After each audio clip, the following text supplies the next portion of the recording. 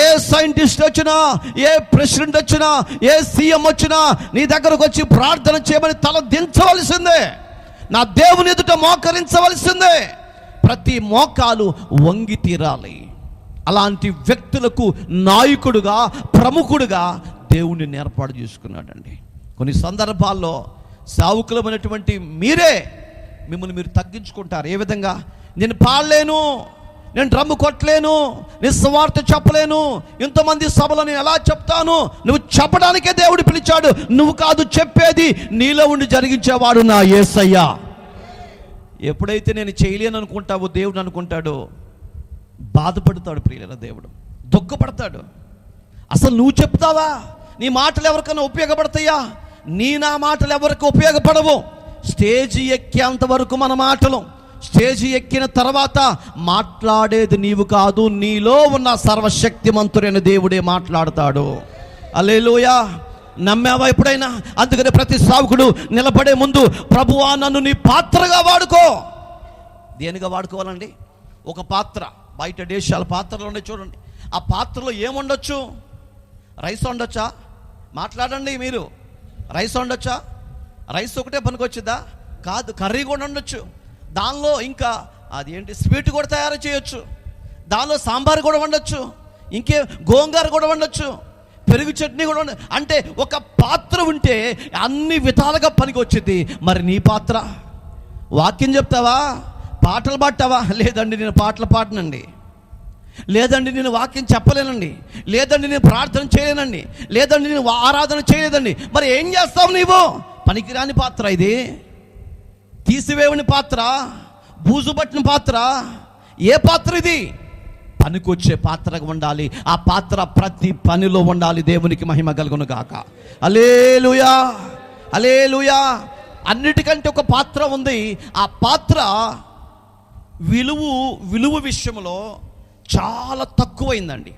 అందరు చిన్న చూపు చూస్తారు ఆ పాత్రని. కానీ ఆ పాత్రే లేకపోతే మనుషులకు ఇన్ఫెక్షన్ వస్తుంది, రోగాలు వస్తాయి, జబ్బులన్నీ వచ్చేస్తాయి. అది ఉన్నంతసేపు ఏ మనిషి కూడా కుదురుగా ఉండలేడు. ఏ పాత్ర అది చెప్తారా? ఏ పాత్ర అది? అందరూ దాన్ని తక్కువ చేస్తారు. రే ఎవరు ఎక్కడ పెట్టింది తీ పక్కకి అంటారు. ఆ పాత్రను ఎవరు లెక్క చేయడు. కాలుతో తంతారు, కాలుతో నెడతారు. కానీ ఆ పాత్ర అక్కడ ఉంటే ప్రమాదం. ఆ పాత్ర అన్నిటిని భరిస్తూ ఆ పాత్రను ఎత్తిమే పెట్టుకుని తీసుకెళ్ళి దూరం పడేసి వస్తారు. ఏ పాత్ర అది? డస్ట్బిన్. దేవునికి మహిమ కలుగును గాక. అన్నిటికంటే ప్రథమమైన పాత్ర వహిస్తుంది. అందరం తింటాం, మిగిలిన ఇస్త్రాకులన్నీ తీసుకెళ్ళి దాంట్లో పడేస్తాం. అందరిని భరించిద్దండి. దేవునికి మహిమ కలుగును గాక.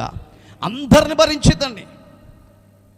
ఎవరైనా భోజనం చేస్తూ ఈ పట్టుకొని నేను మంచిని పట్టుకొచ్చుకుంటా అంటే రెండు చేతులతో రెండు పట్టుకుంటాం. వచ్చేదాకా చూస్తాం, వీడు ఇంకా రాలేదు, ఎప్పుడు దాకా వస్తాడా అని ఆకలి అవుతూ ఉంటుంది. కాబట్టి ఇంకొక పాస్టర్ గారు వచ్చి, పాస్టర్ గారు నాది కూడా పట్టుకోండి అంటే, అయ్యో నా వల్ల కాదు, నాకుంది, రెండు చేతులే రెండే పట్టుకున్నాను అంటది. డస్ట్బిన్ ఏమంటది? ఎంతమంది వచ్చినా భరించిద్దండి. దాన్ని కాలుతో పెట్టి తొక్కుతారండి, కాలుతో నెడతారు, అన్నిటిని భరించిద్దండి. దేవునికి మహిమ కలుగును గాక. సావు కూడా ప్రతి విశ్వాసిని భరించే వ్యక్తిగా నీ ఉందువుగాక. ప్రతి సమస్యను భరించే వ్యక్తిగా నీ ఉందువుగాక. పరిస్థితులు తారుమారు కావచ్చు, కానీ నీకున్న విశ్వాసం, నీకున్న భక్తి, నీకున్న ప్రార్థన జీవితం ఎప్పటికీ మారకూడదు. అది కొన్ని పరిస్థితులు ఆటంకాలుగా మారినప్పుడు మన భక్తి జీవితాన్ని పోగొట్టుకుంటాం. ఈ లోకంలో ఉన్నటువంటి కొన్ని వీటి వలన మనకున్నటువంటి భక్తి జీవితాన్ని పోగొట్టుకుంటాం. అందుకే జాగ్రత్త, ప్రతి విషయంలో జాగ్రత్తగా ఉండాలి. మన జీవితంలో ఏది పోయినా సంపాదించుకోవచ్చు. బైక్ లేదా నెక్స్ట్ ఇయర్ కొనుక్కోవచ్చు. పొలం లేదా అది లేకపోయినా పర్వాలేదు. బట్టలు లేవా దేవుడు ఏదో ఒక రకం పంపిస్తాడు. నీ భక్తి జారిపోతే, నీ భక్తి పడిపోతే, దావీదు ఎందుకయ్యా ఏడుస్తున్నావు, దావీదు పరుపు కట్టుకునేలాగా ఎందుకు ప్రార్థన చేస్తున్నావు అని అడిగితే దావీదు కూడా చెప్తాడు, ఎదుగో మిద్ది మీదకి ఎక్కాను, చూడరాని దృశ్యాన్ని చూశాను, పాపంలో పడిపోయాను, ఆ పాపానికి ప్రాయశ్చిత్తం కొరకు నరక యాతన అనుభవించాడు. ప్రియులరా, కన్నీరు మున్నీరుగా ఏడ్చి ప్రార్థన చేశాడు. అంటే మనము చేయవలసిన పని జాగ్రత్త. నీ భక్తి విషయంలో ఎక్కడ కూడా లోటు రాకూడదు. ప్రియులరా, నీ భక్తి విషయంలో బహు జాగ్రత్తగా ఉండాలి.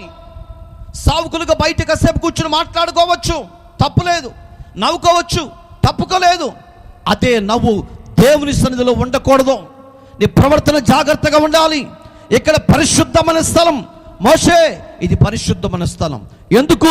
ఇక్కడ నేనున్నాను, ఇక్కడ దేవుడు ఉన్నాడు. అందుకనే దేవుడు ఉన్నప్పుడు ఫోన్ ఎలా మాట్లాడతావు?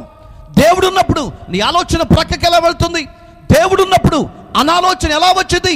దేవుడు ఉన్నప్పుడు వాక్యం చెప్తుంటే పాటలా చూస్తావు. దేవుడు ఉన్నప్పుడు ఎలా నిద్రపోతావు? అంటే నీలో దేవుని ఉనికి అర్థం కాల, దేవుని శక్తి అర్థం కాల, దేవుని యొక్క పరిశుద్ధాత్మ అనుభవాలు నీకు అర్థం కాల. మరి ఎలా వచ్చావు దేవుని సేవకు? ఏ విధంగా పిలువబడ్డావు? పిలువబడిన ప్రతి సేవకుడు మోకాళ్ళ అనుభవం కలిగి ఉంటాడు. ఎవరి మోకాలైతే నల్లగా ఉంటుందో వారి ముఖాలు తెల్లగా ఉంటాయి ప్రియులారా. ఎవరి ముఖమైతే తెల్లగా ఉంటుందో ఏమండి చెప్పండి, ఎలా ఉండాలంట? మోకాళ్ళు నల్లగా ఉండాలి. ముఖం అప్పుడు ఏమవుతుంది? తెల్లగా ఉంటుంది. చాలామంది మోకరించరండి. ఎందుకని? నేను పాస్టర్ గారిని. ఎవరికయ్యా నువ్వు పాస్టర్ గారివే? ఎవరికి నువ్వు పాస్టర్ గారివి? క్రీస్తు స్వరక్తం ఇచ్చి సంపాదించుకున్న ఆ క్రీస్తే తోటలోకి వెళ్ళి మోకాళ్ళుని 2 చేతులు పైకెత్తి ప్రార్థన చేశాడు. ఎవరి కోసం ప్రార్థన చేశాడు? ఆయన కొరకు కాదు, ఆయన కొరకు కాదు, లోక రక్షణ కొరకు ప్రార్థన చేశాడు. లోకమంలో ఉన్నటువంటి నీ కొరకు, నా కొరకు కన్నీరు మున్నీరుగా ప్రార్థన చేసి చేసి చేసి అలసిపోయి పడిపోయాడు ప్రియులారా.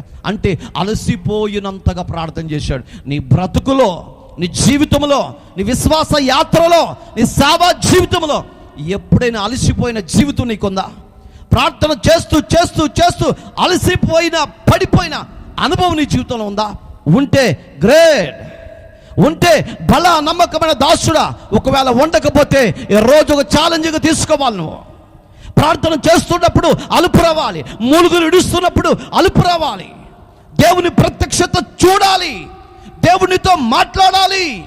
దేవునికి అసాధ్యమైన కార్యము ఏది లేదు. ఆయన దేన్నైనా చేయగలిగిన సమర్థుడండి నువ్వు కలిగినటువంటి దేవుడు. హల్లెలూయా. క్రీస్తునందు ప్రియమైనటువంటి వారలారా, ఎప్పుడు సాధ్యపడతాయి? అభిషేకం ఉన్నప్పుడే.